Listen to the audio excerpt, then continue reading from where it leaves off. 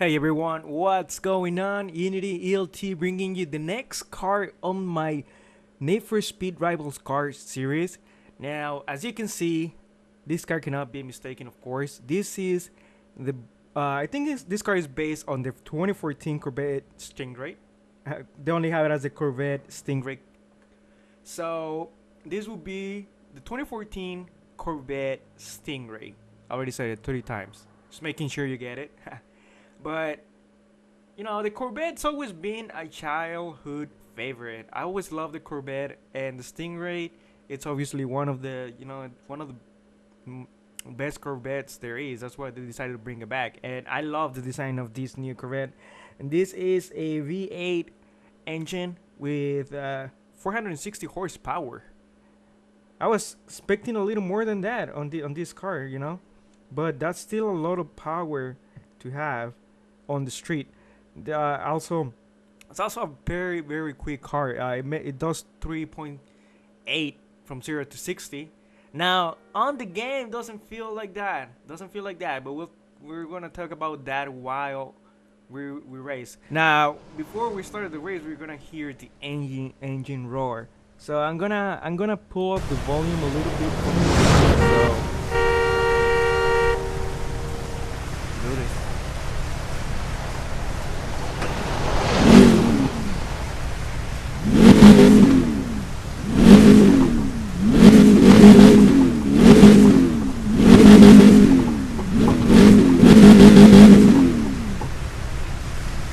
And the sound, it's not like like we used to on a muscle car. This sounds more like an exotic car. And to me, this is what it is. To me, this is what this game is. I mean, this car is. This is actually a pretty cool mix of a muscle and an exotic car to me. Now the car looks beautiful. We can't deny that, of course. I love how they changed the tail lights. Still keeping the what's called the original or classic tail lights, but changing them a little bit to make them a little bit more modern. Something I really like about this car is that obviously the look that it actually gives you the look of a Stingray. I actually like how they went with that. That is pretty cool. Now talking about the speed of the car, the car. I went with engine and transmission stage 1 because the car feels heavy. When you first start the race, it'll spin a lot, so it'll move to the side when. Fuck this! Come on!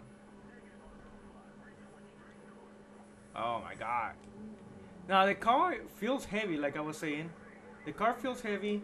The acceleration doesn't feel as good as it should be. Where are we going? These guys are cutting off the road, so I'm gonna do the same. I'm gonna do the same thing.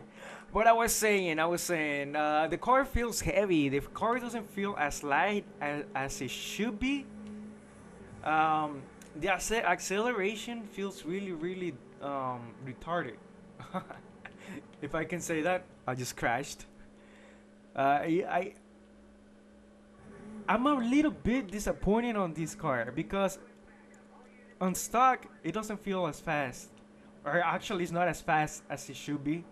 And even upgrading on stage 1, this is stage 1, it should make some difference. It should make some difference. It should feel faster than before, but it really doesn't. So when it comes to power, I don't recommend this car.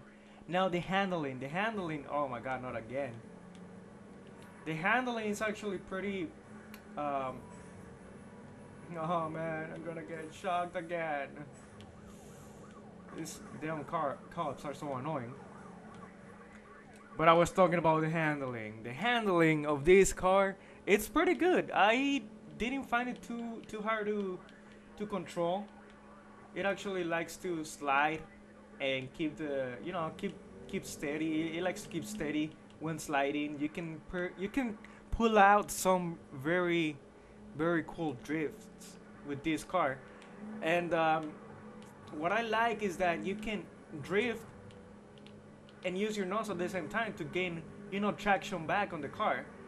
So that way you can gain control as well. And that's something that I really like.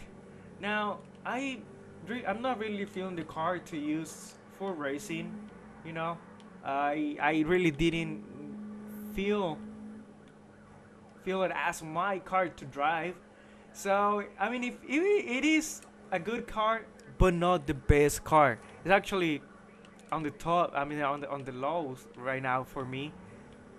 It's actually not doing it. It won't have any problem reaching to 100, but reaching to higher speeds,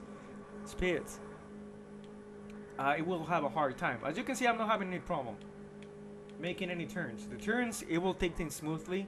Something that I never expect from a muscle car or an American car. It's taking the curves very well. What am I saying?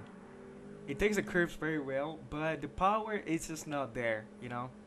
Like I said, I was expecting more horsepower on this car, and I was expecting it to be faster, but it's really not. It's really not. So I really don't recommend you to use this car when starting the game, because you're gonna find yourself losing a lot with it. I recommend you to go with a lighter car that has more power to the ground. And when you have enough money to build this beast up, then do it, because the potential of this car is not released until you completely build it up. So this is gonna be it for you guys. I hope you liked the video, and I hope it was a little bit useful in making a decision of getting a car on Need for Speed Rivals. So this is Unity ELT, and like the video if it was helpful, subscribe if you haven't, and stay posted for more. Thank you very much again, guys, and bye-bye.